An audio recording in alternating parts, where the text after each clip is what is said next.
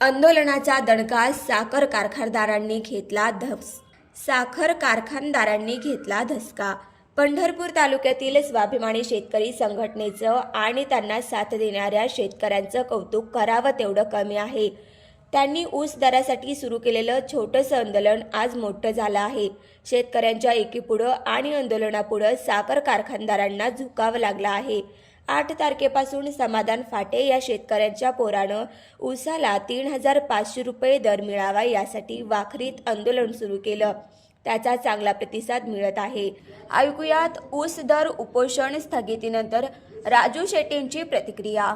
एकूणच शेतकऱ्यांनी गव्हाणीमध्ये ज्या उड्या टाकल्या त्यामुळं साखर कारखानदारांना दर जाहीर करण्याशिवाय पर्याय नव्हता। अर्थात गव्हाणीत उड्या टाकणाऱ्या शेतकऱ्यांना प्रेरणा मिळाली ते समाधानच्या उपोषणामुळेच मिळालेली ही वस्तुस्थिती आहे। आणि एका बाजूला लोकशाही मार्गानं सविनय कायदेभंग करत उपोषणाचा मार्ग आणि दुसऱ्या बाजूला आक्रमकपणाने गव्हाणीमध्ये उड्या टाकणं, गाळप रोखून धरणं, या सगळ्याचा एकत्रित परिणाम म्हणून कारखान्यांना आपला आधीचा निर्णय बदलून 3,000 पर्यंत पहिली उचल जाहीर करावी लागली।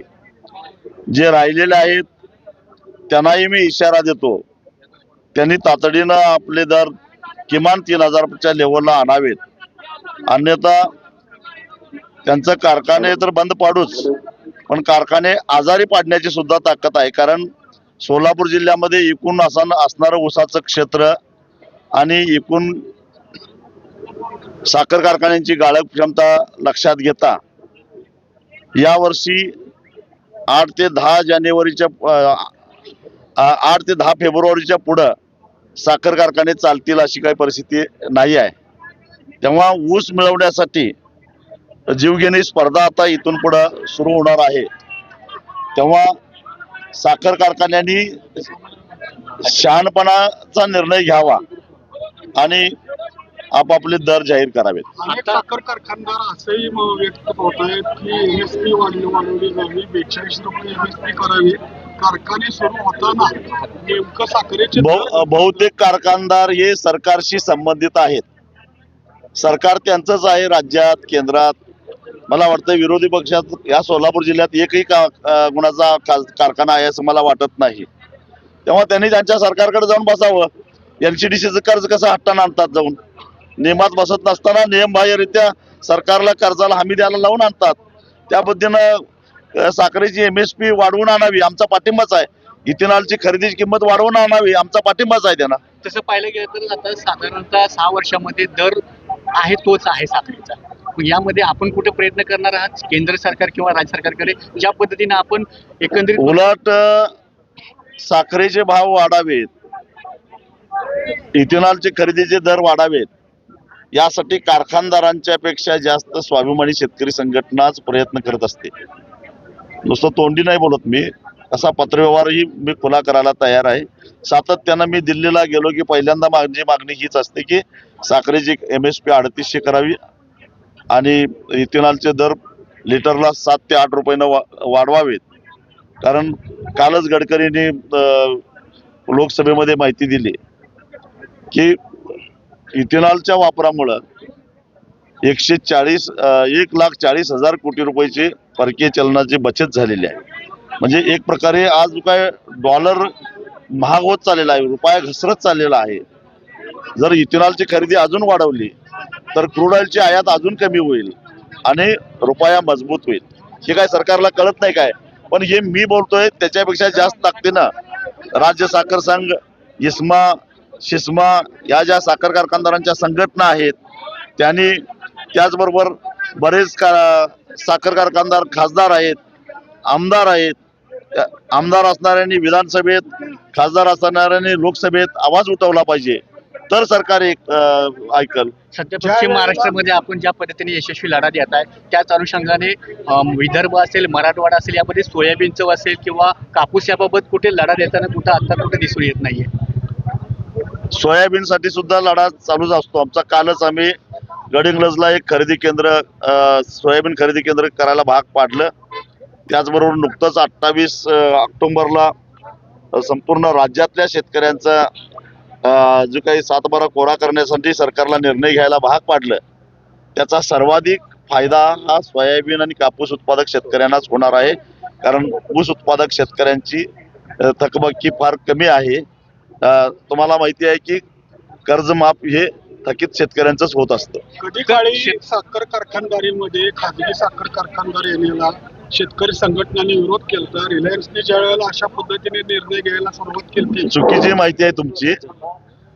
रिलायन्स जेव्हा येऊ पाहत होतं त्यावेळी सर्वाधिक त्याचा पाठिंबा किंवा त्याचं स्वागत करणारे आम्हीच होतो. कारण इथेनॉल मध्ये मोठी क्रांती घडणार होती. त्यावेळी शरद पवार साहेबांनी त्याला कडाडून विरोध केलेला होता, साखर संघाने विरोध केलेला होता. पण आमचं असं म्हणणं होतं की खाजगी आणि सहकारी साखर कारखान्यांची स्पर्धा लागल्याशिवाय खऱ्या अर्थानं गुणवत्ता वाढणार नाही. आता ज्या पद्धतीनं सहकारी साखर कारखाने भ्रष्टाचारानं पोखरून कर्जबाजारी करायचे, बंद पाडायचे आणि अप्रत्यक्षरित्या स्वतःच विकत घ्यायचे आणि त्यातून खाजगीकरण करायचं, हे जे उद्योग चालू आहे त्याला आमचा विरोध आहे. साखर कारखान्याने आता कर्ज NCDC च्या माध्यमातून कोट्यावधी रुपये सहकारी साखर कारखान्यांना देते आणि ते दर देण्यात कुचराई करतायत. आता हे उपोषण चालू झाल्यानंतर काही साखर कारखान्यांनी गव्हाणे तोड्या मारल्यानंतर 3,000 रुपये जाहीर केले. पण तत्पूर्वीच बोत्रे पाटलांच्या कारखान्यांना त्यांनी 3,000च्या पुढे जिल्ह्यातील कारखान्यांना भाव जाहीर केला. ही कुठंतरी विसंगती आहे साखर क्षेत्राची आणि खाजगी क्षेत्राची, असं वाटत नाही? सहकारी साखर कारखानदारांना असं वाटतं की जास्तीत जास्त पैसा वाचवायचा आणि तो राजकारणासाठी खर्च करायचा. खाजगी क्षेत्रामध्ये सुद्धा हेच लोक आहेत, काही वेगळे नाहीत. काही ठराविक लोक सोडले, बोत्रे पाटील मध्ये जरी असले तरी त्यांच्या पाठीमागे कोणीतरी राजकीय व्यक्तीचाच हात असणार मला माहिती आहे. कॉर्पोरेट सेक्टर मधले कारखानदारी महाराष्ट्रामध्ये फारच कमी आहे. 2-4च कॉर्पोरेट कंपन्या अशा आहेत की ज्यांनी साखर कारखानदारीमध्ये महाराष्ट्रात प्रवेश केलेला आहे. शेतकऱ्यांचं जे कर्ज आहे ते साखर कारखान्याच्या माध्यमातून कर्ज आता ते करत आहेत. याबद्दल काय सांगाल? शासनाने एकदा स्पष्ट करावं की ही जी काय कर्जमुक्ती देण्याचं ठरवलेलं आहे, त्यांनी 7/12 कोरा करायचं ठरवलं आहे, त्याला कट ऑफ डेट कुठली आहे ती न स्पष्ट केल्यामुळं आता चालू कर्ज सुद्धा थकीत पडायला लागलेलं आहे. किंवा आता जे काही चालू कर्ज आहे त्याची मुदत 31 मार्च किंवा 30 जूनला संपणार आहे. त्या शेतकऱ्यांनी सुद्धा कर्ज थकवण्याची मानसिकता व्हायला लागली आहे. बँका अडचणीत यायला लागल्या आहेत. एकूणच महाराष्ट्राचं कृषी क्षेत्राला पतपुरवठा करणारं आर्थिक क्षेत्रच अडचणीत यायला लागलं आहे. तेव्हा सरकारनंच आपली भूमिका पहिल्यांदा स्पष्ट केली पाहिजे. काल विधिमंडळात भास्कर जाधव यांनी म्हटलं आहे की ते सरकारचे पॅकेज आहे ते शेतकऱ्यांबाबत हे फसवं आहे. 100% फसवा आहे.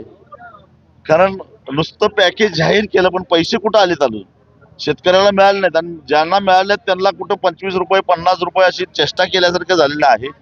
त्यामुळं पॅकेज फसवा हे 100% बरोबर आहे. वनमंत्री आणि गणेश नाईक यांनी बिबट्यांसाठी मानवर हल्ले कमी होण्यासाठी 1 कोटींचे शेळींचे पॅकेज त्यांनी दिले गेले. मग शेतकऱ्यांसाठी असे पॅकेज काय येत नाहीत कुठले? पहिल्यांदा ते पॅकेज अंमलबजावणी करा. किमान आमच्या धनगर बांधवांच्या तेवढ्या शेळ्या तरी खपतील, तेव्हा त्याची अंमलबजावणी पहिल्यांदा करावी अशी आमची मागणी आहे. होईल असं वाटतं? केवळ घोषणा थापा याच्या पलीकडे काही बहुतांश साखर कारखान्यामध्ये जे कामगार काम करतायत ते शेतकऱ्यांचीच मुलं आहेत, ग्रामीण भागातलेच कामगार आहेत. आणि अनेक कारखान्यांचे सोलापूर जिल्ह्यातील कारखान्यांचे पगार 12-12 महिने 20-20 महिने होत नाहीत. आंदोलनं उपोषण करून देखील कोण दखल घेत नाही. पक्ष पातळीवरही कुठली दखल घेतली जात नाही. कामगार आयुक्त त्याची दखल घेत नाहीत. अशा वेळेला एक आक्रमक शेतकरी संघटना म्हणून तुम्ही काय सांगा? निश्चितच कामगारांच्यावर अन्याय होत असेल तर आम्ही कामगारांच्या सुद्धा पाठीशी राहू. मगाशीच मी बोलताना सांगितलं की ऊसाची वाहतूक करणारे सुद्धा शेतकरीच आहेत आणि त्यांचे पैसे बुडवत होते, ऍडव्हान्स घेऊन मुकादम पळून जात होते. अशांच्यावर कारवाईचा बडगा उगाळून जवळपास 400 कोटी रुपयाची वसुली आतापर्यंत आम्ही केलेली आहे. त्याच पद्धतीने कामगारांना सुद्धा न्याय देण्यात. तुम्ही एक मोठं विधान केलंय, मुख्यमंत्री ब्लॅकमेलर आहेत, काटेमारीच्या बाबतीत त्यांना पूर्ण माहिती असताना ते कोणाला तर पाठीशी घालत आहेत, असं काय त्या मागचं गुपित आहे? आता त्यांनीच त्याच्यावर खुलासा करावा. तेच सांगत होते, त्यांनीच स्टेटमेंट केलं की तुम्ही काटा मारताय मला माहिती आहे. मुकाट्यानं 15 रुपये याच्यासाठी द्या, पूरग्रस्त आणि अतिवृष्टी कसं मुख्यमंत्री फंडाला द्या, अन्यथा तुमची सगळी काटामारी बाहेर काढेल. मग आता तुम्हाला माहित आहे तर काढा ना, मुहूर्त कशाला बघताय. धन्यवाद.